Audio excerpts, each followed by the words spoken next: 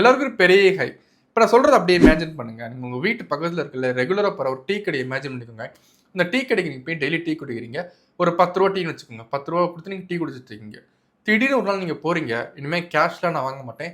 UPI அதாவது Google பேல PhonePe தான் நான் வாங்குவேன் அப்படின்னு நம்ம அண்ணாச்சி சொல்றாருன்னு வச்சுப்போம். ஸோ உங்களால அதை நம்பவே முடியல.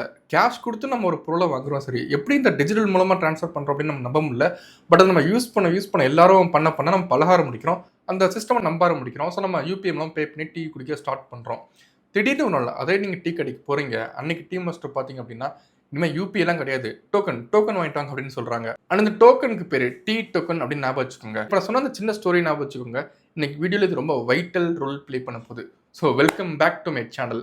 இன்னைக்கு நம்ம வீடியோல கிரிப்டோ கரன்சியை பற்றி தான் பார்க்க போகிறோம். பட் கிரிப்டோ கரன்சி அப்படின்னு சொன்னாலே ரொம்ப காம்ப்ளெக்ஸாக மேத்தமேட்டிக்ஸ் இல்லை டெக்கில் உள்ள வந்துடும் அப்படிங்கிற மாதிரி தான் உங்களுக்கு தோணும்.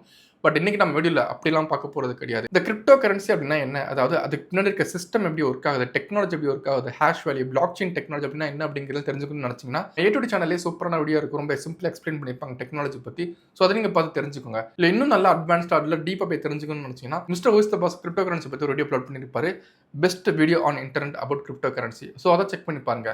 அப்போ இந்த வீடியோ எதுக்கு அப்படின்னா இந்த கிரிப்டோ கரன்சி அப்படிங்கிற டெக்னாலஜி பற்றி நம்ம பார்க்க போகிறது இல்லை. இதுக்கு முன்னாடி இருக்க ஐடியா என்ன, லாஜிக் என்ன அப்படிங்கிறத பார்க்க போகிறோம். ஸோ நீங்கள் இன்கேஸ் கிரிப்டோ கரன்சி பற்றி தெரிஞ்சுக்கணும்னு நினைக்கிறீங்க அப்படின்னா ஒரு இன்வெஸ்ட் பண்ணணும்னு நினைக்கிறீங்க அப்படின்னா அதுக்கு முன்னாடி டெக்னாலஜி பற்றிலாம் நீங்கள் பார்க்க போகிறது இல்லை. இதுக்கு முன்னாடி இருக்க ஐடியா என்ன, லாஜிக் என்ன, சிம்பிளாக அது எப்படி ஒர்க் ஆகுது, சிஸ்டம் எப்படி புரிஞ்சுக்கிறது அப்படிங்கிறதா ரொம்ப சிம்பிள் வேர்ட்ஸில் பார்க்க போகிறோம். ஆனால் இது ரொம்ப இன்ட்ரெஸ்டிங்காக ரொம்ப ஈஸியாக இருக்கணும் அப்படிங்கிறதுக்காக நம்ம டீ கடை எக்ஸாம்பிள் நம்ம திரும்ப பார்க்க போகிறோம். ஸோ வாங்க வீடியோக்குள்ளே போகலாம். So first, what is currency? Before jumping into crypto currency, இந்த கரன்சி அப்படின்னா என்ன, இதோட லாஜிக் என்ன அப்படிங்கிறத முதல்ல நம்ம தெரிஞ்சுக்கணும். கரன்சி அப்படிங்கிறது ஒரு ட்ரஸ்ட் சிஸ்டம். முதல்ல இந்த ஸ்டோரியில் ஒரு டீ கடையில் ₹10 அப்படிங்கிற கேஷ் கொடுத்து ஒரு டீ வாங்கினோம்ல. இந்த ₹10 கேஷ் அப்படிங்கிறது ஜஸ்ட் ஒரு பேப்பர் தான். அந்த பேப்பரோட ஆக்சுவல் வேல்யூ மேபி ஒரு 50 பைசா ஒரு 10 பைசா இருக்கலாம். பட் 10 பைசா ஒருத்தர் அந்த நோட் அந்த பேப்பரை கொடுத்தோம் அப்படின்னா ₹10 வேல்யூ ஒரு டீ கிடைக்குது அப்படின்னா அந்த பேப்பருக்கு ₹10 அப்படிங்கிற வேல்யூ கொடுத்தது யாரு?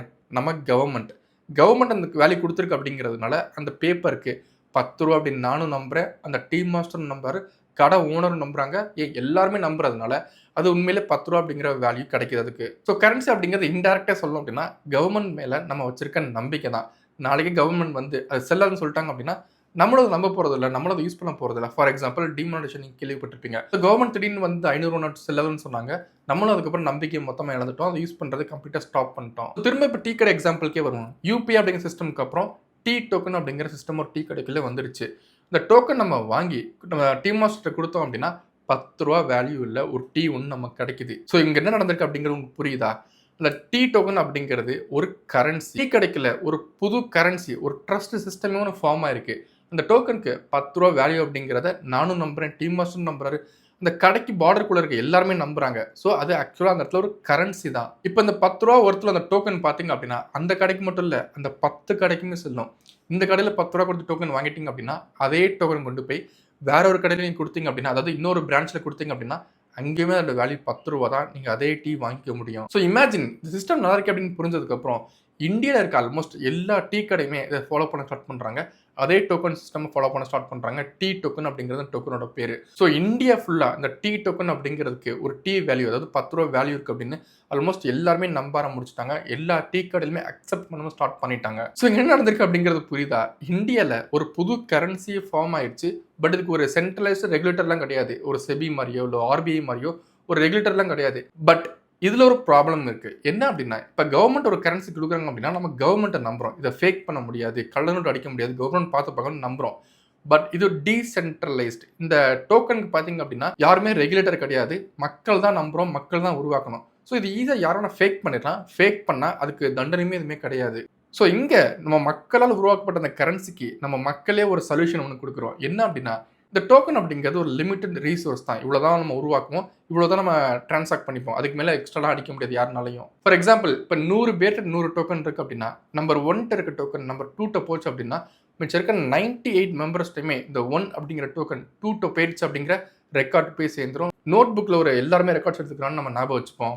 ஸோ இப்போ திடீர்னு ஒருத்தர் வந்து அந்த டோக்கனை ஃபேக் பண்ண நினைக்கிறாங்க அப்படின்னா, ஃபோர்ஜரி பண்ண நினைக்கிறாங்க அப்படின்னா, இல்லை எக்ஸ்ட்ரா ஒரு கள்ள நோட்டு மாதிரி அடிக்க ட்ரை பண்ணுறாங்க அப்படின்னா அது செல்லாத சிஸ்டம்குள்ள. ஏன்னா இந்த 100 டோக்கன் யார்கிட்ட இருக்குது, எங்கே இருந்துகிட்டு இருக்குது, டிரான்சாக்ஷன் ஹிஸ்ட்ரி எல்லாமே 100 பேர்ட்டையுமே இருந்துகிட்டு இருக்கு.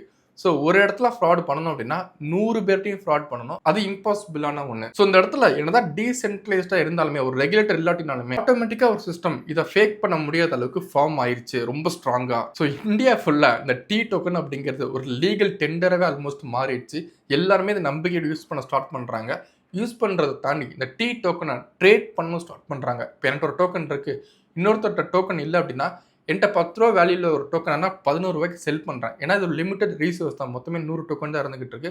ஸோ நம்ம செல் பண்ணிக்கலாம் வேற ஒருத்தவங்கள்ட்ட எக்ஸ்ட்ரா காசு போட்டு. ஸோ எக்ஸ்ட்ரா காசு போட்டு நம்ம செல் பண்ணுறோம் அப்படின்னா இந்த மாதிரி எல்லாருமே செல் பண்ண ஸ்டார்ட் பண்ணுவாங்க, ட்ரேட் பண்ண ஸ்டார்ட் பண்ணுவாங்க.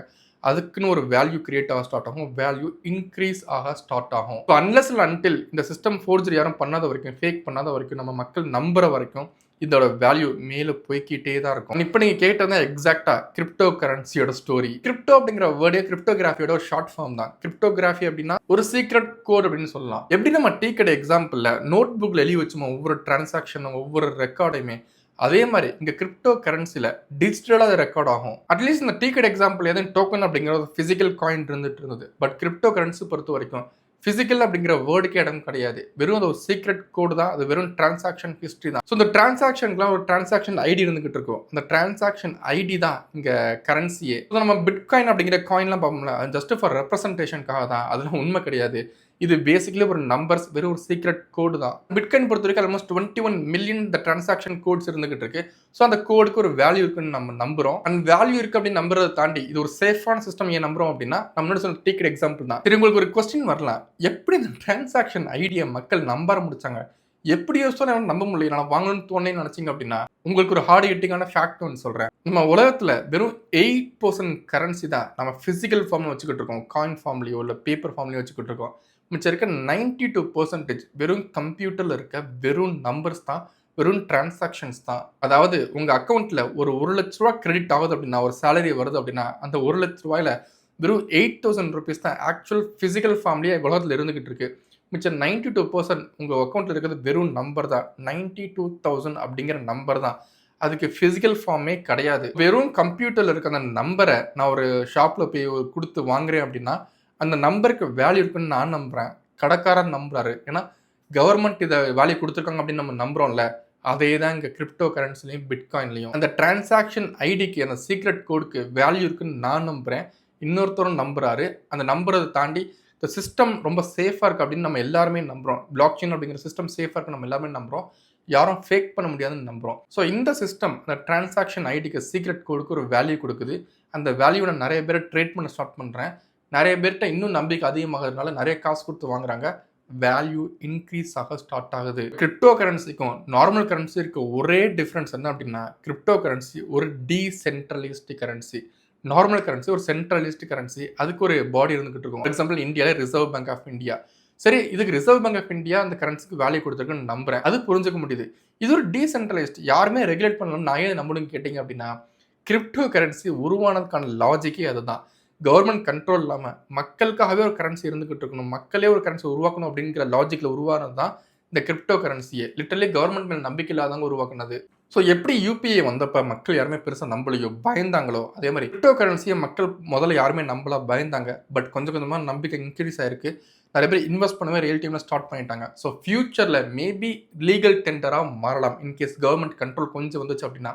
அது எப்படி கண்ட்ரோல் வரும்? இதில் டீசென்ட்ரலைஸ்ட்னு சொன்னீங்க அப்படின்னா, எப்படி பிளாக் ராக் எக்கச்சக்கமான கிரிப்டோ கரன்சி இன்வெஸ்ட் பண்ணுறவங்களோ இந்த மாதிரி இந்தியாலுமே இன்ஸ்டிடியூஷன்ஸ் நிறைய பேர் கவர்மெண்ட் வந்து கிரிப்டோ கரன்சி இன்வெஸ்ட் பண்ண ஸ்டார்ட் பண்ணிட்டாங்க அப்படின்னா ஓரளவு கண்ட்ரோல் அவங்க எடுத்துருவாங்க. ஸோ இதெல்லாம் கொஞ்சம் பொலிட்டிக்கலாக போகும். But end of the day legal டெண்டராக மாறுச்சு அப்படின்னா அது ஒரு நல்ல விஷயம் தான். வீடியோ நீங்கள் இவ்வளோ தூரம் பார்த்துருந்தீங்க அப்படின்னா கிரிப்டோ கரன்சி அப்படின்னா என்ன, அதுக்கு பின்னாடி லாஜிக் ஒரு ஐடியா என்ன அப்படிங்கிறது உங்களுக்கு சிம்பிளாக ஈஸியாக புரிஞ்சிருக்கும் அப்படின்னு நம்புறேன். கிரிப்டோ கரன்சி பற்றி யார் கேட்டாலுமே உங்களால் ஈஸியாக சொல்ல முடியும் அப்படின்னு நம்புறேன். That's it for the video. இந்த வீடியோ உங்களுக்கு பிடிச்சிருந்துச்சு அப்படின்னா மறக்காம லைக் பண்ணிட்டு சப்ஸ்கிரைப் பண்ண மறந்துடாதீங்க. இன்னும் நிறைய ஃபினான்ஷியல் டாபிக்ஸை ரொம்ப சிம்பிள் டேர்ம்ஸில் எக்ஸ்பிளைன் பண்ணுறதுக்கு நான் ரெடியாக வச்சுக்கிட்டு இருக்கேன்.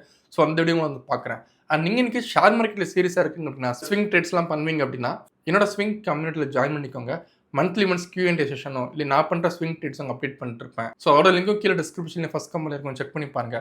கண்டிப்பாக உங்களுக்கு ரொம்ப ஹெல்ப்ஃபுல்லாக இருக்கும். ஸோ வித் திஸ் நோட் இந்த வீடியோ நான் முடிச்சுக்கிறேன். இன்னொரு இம்பார்ட்டன்ட் வீடியோ உங்களுக்கு பார்க்குறேன். டில் தென் குட் பை.